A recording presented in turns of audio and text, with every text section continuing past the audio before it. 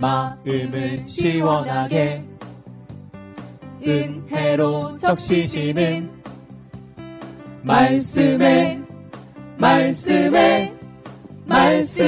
폭포수. 안녕하세요. 말씀의 폭포수의 김대광 목사입니다. 네, 하나님의 약속은 변하지 않죠. 그러나 그 약속을 믿는 자들이 그 약속의 방향대로, 약속의 계획 안에서 살아가겠지만, 그 약속을 믿지 않는다면 그 약속이 이루어져도 그 눈으로 볼 수도 없고 느낄 수도 없게 되겠죠. 네, 하나님은 약속의 하나님이 되십니다. 우리가 어려운 일을 당하면 당할수록 그 하나님께 더 가까이 가게 되고요. 또 그 하나님에 대한 확신, 그 믿음에 대한 점검을 하게 될 때가 있는데요. 네, 이 코로나로 인해서 남미의 어느 국가는요, 길거리에서 하나님 도와주십시오, 하나님 살려주십시오, 우리가 잘못했습니다 라고 무릎 꿇어 엎드려 기도하는 사람이 많다라고 합니다. 우리가 어려운 일을 겪으면 겪을수록 우리 인간의 존재가 얼마나 연약한 존재인지, 그리고 하나님 앞에서 우리는 어떠한 존재가 되어야 하는지를 분명하게 깨닫게 되는 것 같습니다. 네, 풍랑을 만난 배를 구조하기 위해서요, 구조대의 선장을 비롯한 선원들은요, 구조 준비를 서둘렀다고 하는데요. 그런데 그 중에 한 선원은 위험하니 그곳으로 가지 말자라고 하며 끝까지 명령을 어길 자세, 그런 태도를 가졌다고 합니다. 그러자 구조 선장은요, 조용히 말했다고 합니다. 우리는 가라는 명령을 받았지 가다가 돌아오라는 명령을 받은 것은 아니다 라고 말했다고 하는데요. 네, 우리도 주님께로부터 받은 명령이 있을 것인데요. 수없이 많은 주님의 명령 중에 아멘으로 수행한 것은 몇 번이나 되는지, 때론 명령을 받은 우리의 자세는 과연 어때야 되는지, 때는 우리가 과거의 실패를 통해서 한 번쯤 돌아보게 되는데요. 신앙은 누가 해줄 수 없고요, 거저되어지는 것도 아닙니다. 주님을 사모하고 기도하고요, 믿음으로 나아가고자 하는 자들에게 그 은혜와 영광이 함께하는 줄 믿습니다. 네, 오늘은 지난주에 이어서요, 마태복음서 26장 1절에서 5절에 있는 말씀을 통해서요, 예수님의 네 번째 순환 예고라는 주제를 가지고 은혜를 나눠보고자 합니다. 마태복음서 26장 1절에서 5절에 있는 말씀인데요, 제가 봉독해 드리고자 합니다. 예수께서 이 말씀을 다 마치시고 제자들에게 이르시되, 너희가 아는 바와 같이 이틀이 지나면 유월절이라 인자가 십자가에 못 박히기 위하여 팔리리라 하시더라.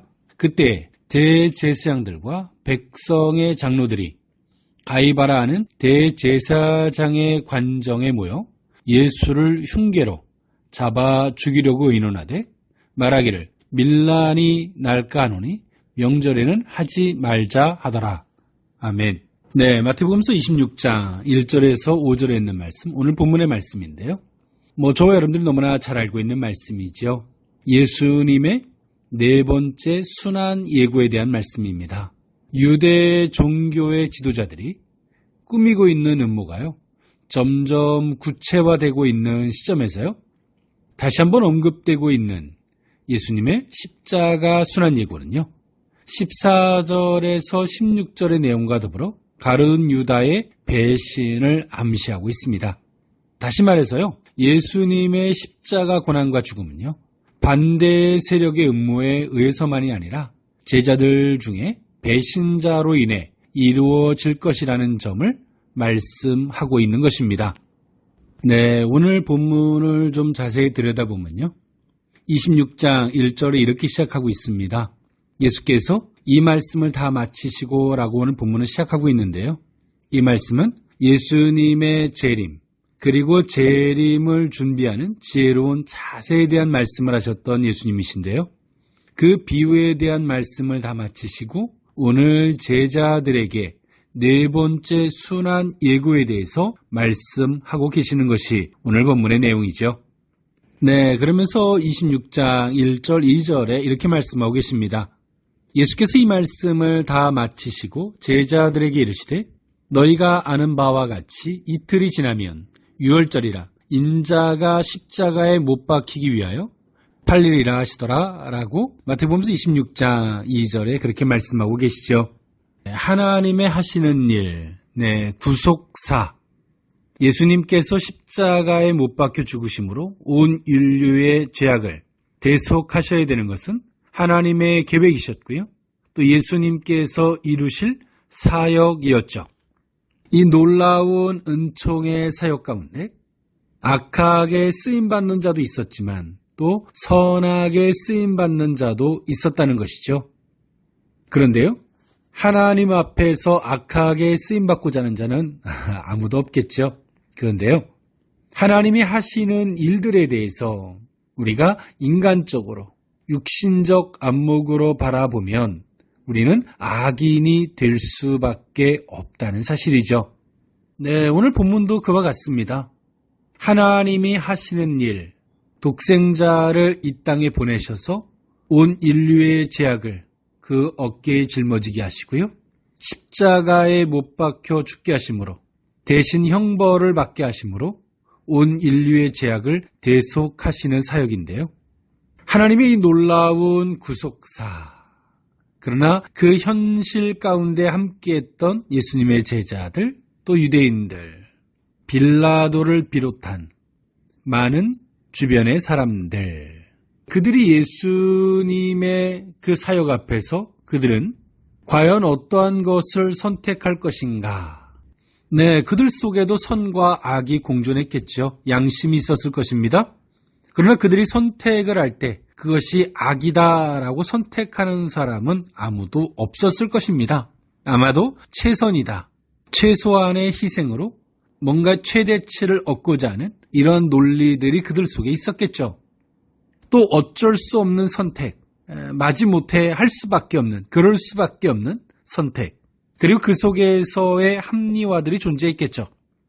그러나 이유를 불문하고 어떠한 선택이 되었던 간에 하나님의 계획 속에 맞지 않았던, 하나님의 계획 안에서 보려고 하지 않았던 이들의 선택은 악의 선택이었고, 곧 마귀 편에 선, 사단 편에 선 하나님을 대적하는 형태로 나타났다는 것입니다.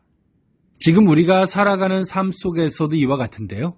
이 세상에서 일어나는 일들, 또 교회 가운데 일어나는 일들, 우리는 그 속에서 이 세상의 윤리나 때론 도덕의 잣대를 가지고 그것이 옳다, 틀리다, 때론 정의 구현하는 편에 서고자 하지만 하나님께서 그 연약함을 들어서 이루시려고 하는 뜻이 있다면 어떨까요? 때론 성화의 역사처럼 말입니다. 그러나 우리 인생들이 하나님의 선한 뜻은 모르는 채 선과 악의, 그리고 이 세상의 잣대를 기준으로 어떤 것을 선택하고 그런 행동을 했다면 그 행동의 결과들이 과연 하나님 보시기에 옳을까요? 우리는 한 번쯤 생각해 봄이 옳을 줄 믿습니다.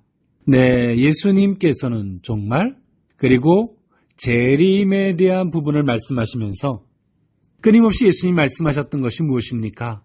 어떠한 것이 과연 그 재림, 종말을 대비하는 자세인지에 대해서 예수님 말씀하셨죠. 그리고 예수님은 이제 제자들에게 네 번째 순환 예고의 말씀을 하시면서 이틀이 지나면 유월절인데요.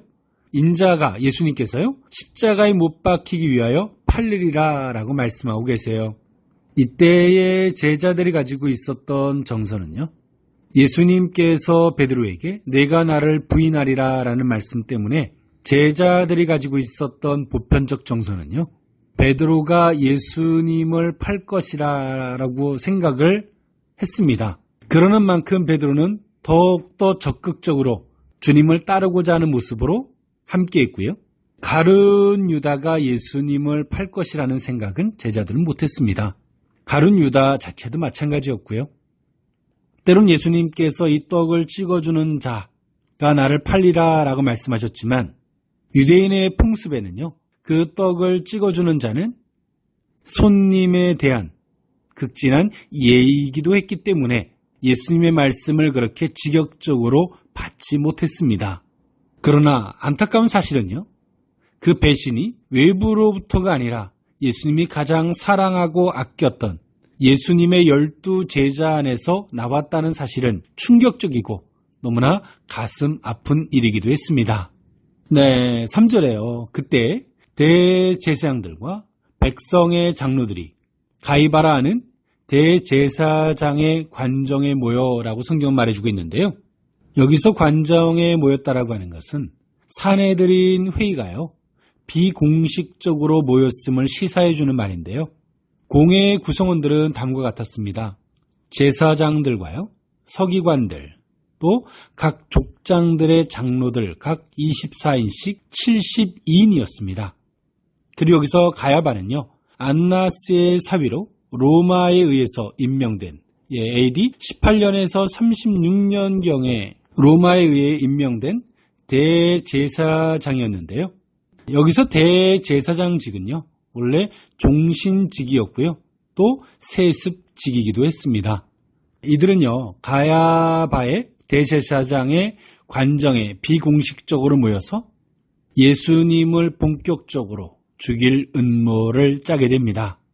네, 하나님의 일을 하나님의 일로 순수하게 보려고 하지 아니하고 자신들의 정치, 자신들의 종교 철학, 내지는 집권, 정치적 이해, 이권의 논리를 개입해서 예수님의 사역을 보고자 할 때 오늘 이들은 하나님도 보지 못하고 하나님의 일도 분별할 수 없으며 예수님조차도 구원자로 볼 수 없게 되는 영적 소경이 되었다는 것이죠. 네, 하나님의 일은 그렇습니다.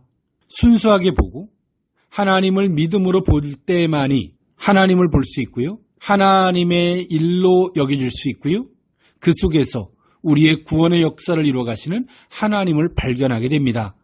그런데 오늘 본문의 말씀처럼 우리 이익이나 정치적인 것이나 관계적인 이러한 사소한 것들을 개입을 시켜놓고 보면 하나님도, 하나님의 역사도, 또 그 가운데 있는 구원의 역사도 볼 수 없게 된다는 사실이죠. 하나님을 순수하게 볼 수 있는 저와 여러분들의 모습들이 될 수 있기를 원합니다. 그리고 그들은 26장 4절에요, 예수를 흉계로 잡아 죽이려고 의논하되라고 성경은 말해주고 있습니다. 오늘 이들은 예수님을 죽이고자 하는 음모를 짰고요, 그 음모의 방법이 흉계일지라도 자기들 속에 합리화시켜놓고 자기들 속에 정당화시켜놓은 자신들의 모습 안에서는 그러한 방법들이 흉계라고 여겨질 수 없었을 것입니다. 네, 성경은 우리에게 아무리 목적이 선해도요, 그 방법도 선해야 된다라고 말해주고 있는데요. 때론 인생들이 생각하는 안목은요, 목적이 선하면 방법쯤이야 어때도 상관없다라고 하는 비논리적 사고를 가질 때가 있습니다. 그러나 성경은, 하나님은 우리에게 분명하게 말씀하고 계십니다. 목적이 선하다면 방법도 선해야 됨을 말씀하고 있죠. 오늘 사내들인 공회에 있었던 사람들은요, 목적도 선하지 않았고요, 방법도 선하지 않죠. 그러나 오늘 이들은 그 흉계를 정당화시켜서 의롭게 받아들이고 있습니다. 네, 우리가 받은, 하나님께로부터 받은 목적이 선하다면 그 방법 또한도 과연 선한 것인지를 묻고 기도하는, 그렇게 선한 지혜를 따라가는 저와 여러분들의 모습들일 수 있기를 원합니다. 그리고 26장 5절은요, 이렇게 말합니다. 말하기를 밀란이 날까노니 명절에는 하지 말자 하더라 라고 성경은 말해주고 있는데요. 오늘 이때 당시의 유대 종교 지도자들이 밀란을 두려워했는데요. 여기서의 밀란은요, 데모를 말하고 있습니다. 네, 오늘 이들 명절 때에, 특히나 유월절 명절을 말하고 있죠. 유월절 명절에 사람들이 많이 모이게 되고요. 그럴 때 오늘 예수님을 흉계로 잡아 죽이고자 한다면 그들은 백성들이 데모를 일으키게 될 것을 그들은 예견하고 있습니다. 왜 그럴까요?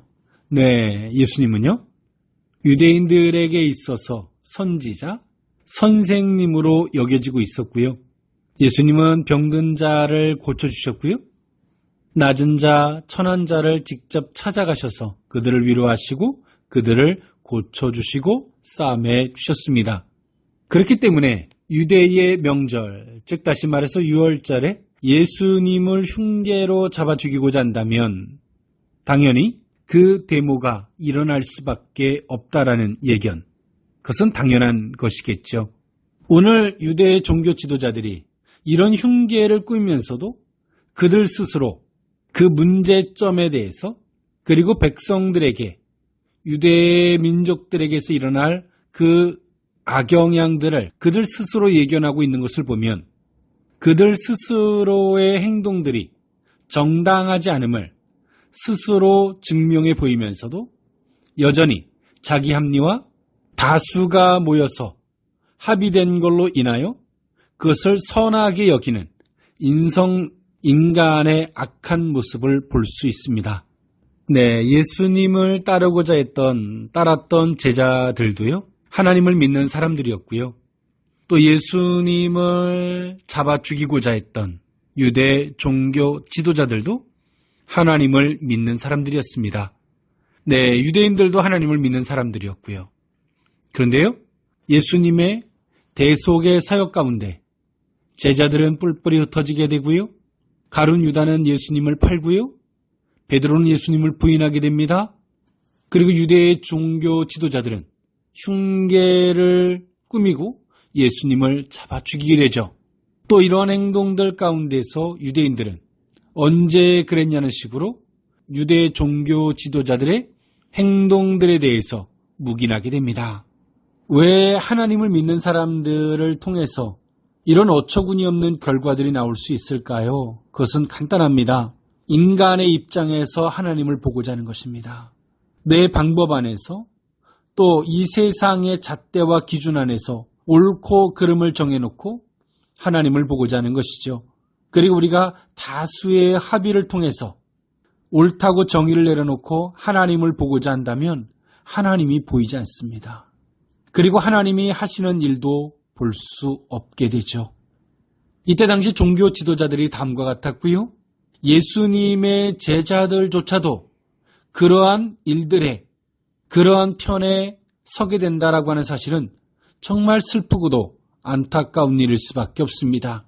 그래서 오늘 예수님은 제자들에게 특별히 베드로, 요한, 야고보에게 말씀하십니다. 깨어 기도해라. 잠들지 말아라 라고 말씀하고 계시죠. 네, 깨어 기도한다라고 하는 말씀이 무슨 말씀일까요? 인간의 시각에서 인간의 잣대로 보면 안 된다는 것입니다. 인간의 시각과 그 잣대로 보면 우리는 다수의 논리를 따라가고요. 다수의 논리가 진리가 되는 그 세상에서 살아가고 있기 때문에 우리는 끊임없이 미혹되고 유혹될 수밖에 없음을 예수님이 말씀하고 계시죠. 그래서 우리는 기도해야 되는 것입니다. 우리가 기도한다 그래서 하나님 이것 들어주세요, 저것 들어주세요 이런 기의 기도가 아니라 하나님 편에서 보고자 하는 것이죠. 하나님 보시기 어떻습니까? 하나님, 이러한 일들은 과연 어떻게 된 일인가요? 하나님 안에서 조명받고자 하는 것이죠. 하나님 안에서 바라보고자 하고 하나님 안에서 인식하고자 할 때 우리는 우리에게 주어지는 일들을 통해서 악을 범하는 악한 편에 서는 그런 오류를 범하지 않게 될 줄 믿습니다. 네, 하나님은 지금도 일하고 계십니다. 그러나 지금도 하나님을 믿는다는 사람들이 때론 가룟 유다와 같이 인간의 입장에서 하나님을 해석하려고 하는 그런 논리 가운데서 하나님을 대적하는, 스스로 여기기는 정의를 외치지만 하나님을 대적하는, 하나님의 깊은 뜻을 알지도 못하는 이런 어리석은 일들을 범할 때가 있는데요. 우리는 깨어나야 할 줄 믿습니다.